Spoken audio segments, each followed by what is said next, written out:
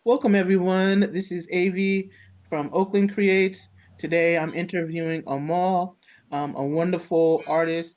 Um, I want to say illustrator, comic book maker from the local SF Bay Area. I'm going to share my screen a little bit and show you their work, and then we'll jump into the interview. All right. Can we see everything? So, Amal, I'm going to ask you to describe yourself, talk about what you do. I have a short bio, but I'd like to hear from you what you're about. Okay, cool. Yeah. First off, thanks for having me. My name's AMOL. I am an Oakland-based artist. I work in a couple of different media, a few different media, so comics, dioramas, illustration, painting, and all of that, all of those media explore kind of this overlap between Western kind of science fiction and pop culture and Eastern traditions, and really try to kind of dive into the overlap between the two of those, the differences, figuring out how to merge them, and just kind of talk about phenomena and experiences beyond our material world. Nice. So I know you make comics. Can you talk a little bit about your comics? Sure, yeah. So the comic on the left was sort of an untitled project that I made in 2018. It was inspired by I've been really diving into a lot of musicians that I really loved and noticing that so many of them were in the LGBTQ plus community. And as I was kind of getting back into comics, I remembered as a kid collecting these little comic like I guess they were, I don't know, superhero trading cards. And so on the back of each one, it would kind of have a little bio of the character and kind of talk about their powers, and it'd have like stat levels and things. So that comic was sort of inspired by those two influences. And the idea was essentially that each of these performers and each of these musicians had some superpower, and so I kind of explained what each one was, made an illustration of that character with that musician with their powers, and wrote up a little kind of fictional backstory for them. That's really cool. Thanks. And then in, I guess that was 2024, I came out with Samsara Incorporated, which was my first like narrative comic book. And it was, as you can see from the cover, heavily inspired by Jack Kirby, by a lot of that kind of 60s, 70s science fiction storytelling. And the idea was kind of exploring a bunch of different worlds through the lens of this freelance astronaut who's sent out into space to, at the behest of a company or a corporation, to kind of explore the worlds that they own and report back on what he sees. And so that one was really about, excuse me, about looking at the impact that we're having on on our planet, on each other, on our kind of our psyches through the work that we're doing, and through the the sort of like, I guess, capitalist industrial perspective that everything is monetized, everything is seen as a resource to be exploited, and what does that look like when we extrapolate it onto a kind of a cosmic level. Wow. No, that's really cool too, the way you included some of the tribal, the headband, and like you said, the sci-fi, the Jack Kirby, like the crinkle explosion of the ink and creating this character. That stuff always is super dynamic and draws me in to comics because you don't see it quite as often where someone uses just black and white and it can really, really explode on the page. Because that's what I like to work in is ink. And so that's really, really cool. I do have it, and I haven't read it yet. I'll admit that. Yeah, take your Um, time. and then so the dioramas. I mean, I've heard you talk about it, but talk a little bit more about them. Yeah, so well, going back to the comics just for a second, one of the reasons that I did them in black and white is because all of my other work is so color heavy and saturated, and I Okay. really wanted to kind of challenge myself and see, if I could kind of give the same expression and the same convey the same ideas in just two tone. But these dioramas were something I made towards the end of last year and then beginning of this year. I found, so one of the things that I love doing is kind of visiting different flea markets, thrift stores, any place that has old toys and things and kind of seeing what I can find and building something out of that. So I found this big, like a bag of those old, I forget that there's a term for that, injection molding Mm, astronaut figures. And so I thought, I grabbed the bag and I thought, well, what if these guys were similar to the character in Samsara? What if they were exploring all of these other worlds and kind of interacting with and learning about different planets and each diorama sort of had this narrative of, okay, this planet is populated by this sort of sentient mushroom that similar to like an alien parasite, kind of it grows out of living creatures and uses their bodies to propagate itself. wow. And then the other one was with the two astronauts was about kind of another planet that's a sort of watery planet where these astronauts encounter an alien form of sort of essentially an eel, and they are they're kind of stranded. They're looking for food, and one of the things that we as humans always do is like, well, what's the easiest thing to kill? Let's kill all of them, wipe them out, hunt them like we did the dodos or the passenger pigeons or whatever else.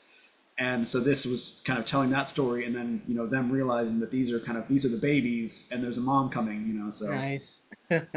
So are it's you influenced by Star Trek? Because I see a huge influence by Star Trek. yeah, I mean, one of the things that I loved about Star Trek was just the sort of episodic nature where like each episode told a completely different story. It expressed some part of the philosophy behind this sort of like space exploration and learning about humans, learning about our relationships with other species, other sentient species. So Star Trek was a big influence. Twilight Zone, all of those kind of classic sci-fi TV shows really shaped it.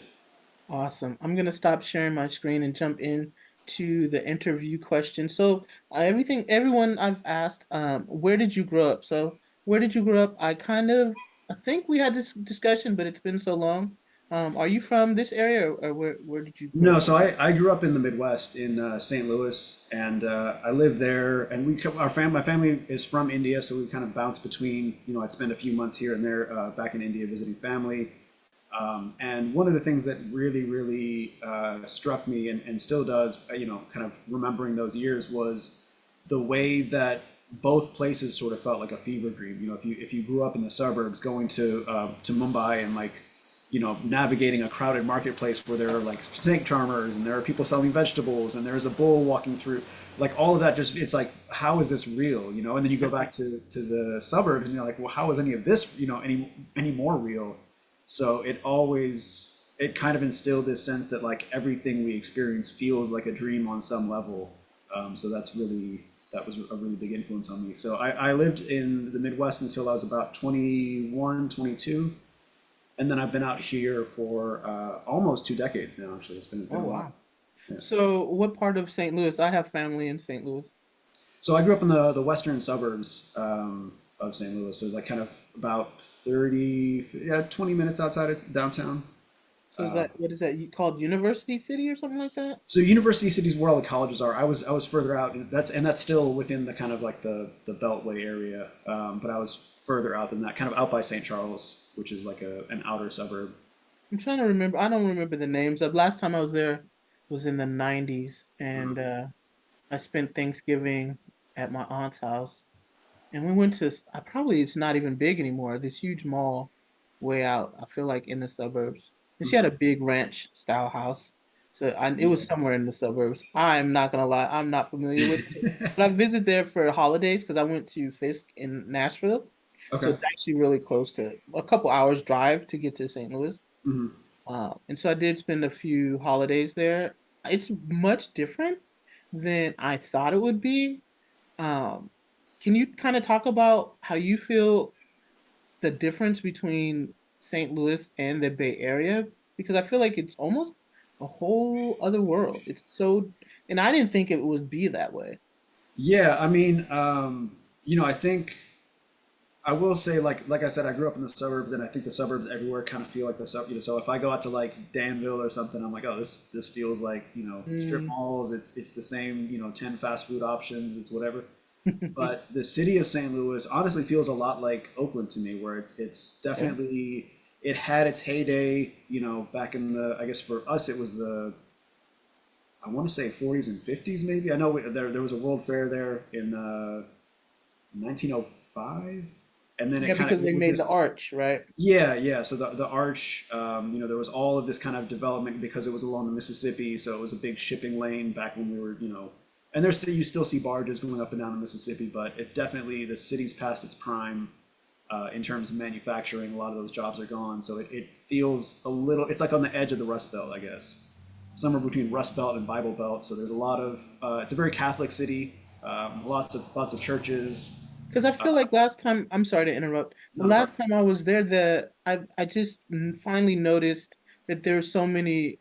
Is it, um, I guess how you would say, breweries or beer packing plants Yeah, yeah. that are kind of now defunct, and so I guess there is that kind of belt of down from Milwaukee down to St. Louis where they were packaging beers and other liquors and stuff. And it's just never dawned on me that St. Louis was part of that until I saw like all the old warehouses and stuff like that. Yeah, Yeah, so I mean, what's cool about that is that Anheuser-Busch, like Budweiser, was centered in St. Louis. So when they eventually, I think, sold maybe like 15 years ago, 20 years ago, sold to like a multinational conglomerate. And when that happened, a lot of St. Louisans were like, okay, well, we can't support this anymore because it's not a hometown thing. So all of these microbrews popped up. But I mean, it's a big, the Midwest is big on beer and cheese, and like right.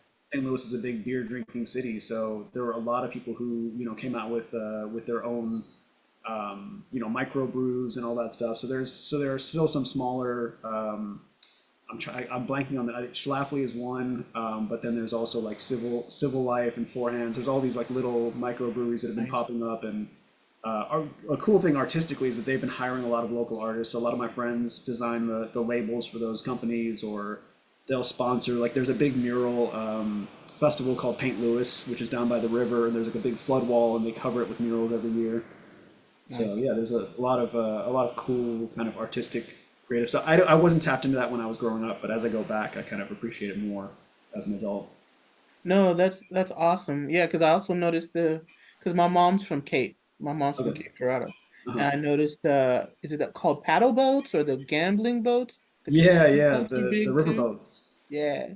Huh, interesting. No, I was really sort of intrigued by the architecture because all of the homes are so close and you have these alleyways. Like my aunt, I had two aunts there. One of my other aunt lived in that city area where you go down a narrow alleyway to park your car, but Uh-huh. then the front of the house is it was just weird. I was like, the architecture and the city planning and design Yeah. I'd never seen anything like that before, but it kind of tracks. It makes sense.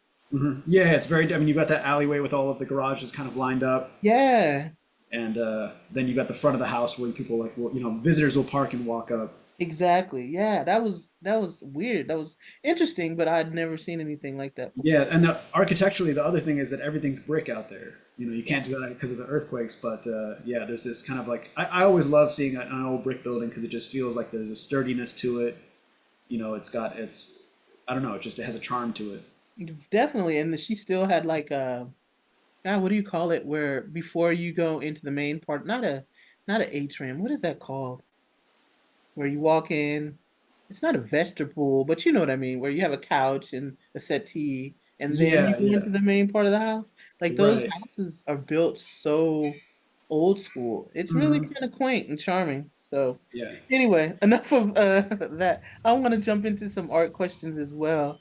Is there one event or life event or something that happened in either your early childhood or your life as a developing artist that changed your outlook on how you create art? Is there one big major thing that happened?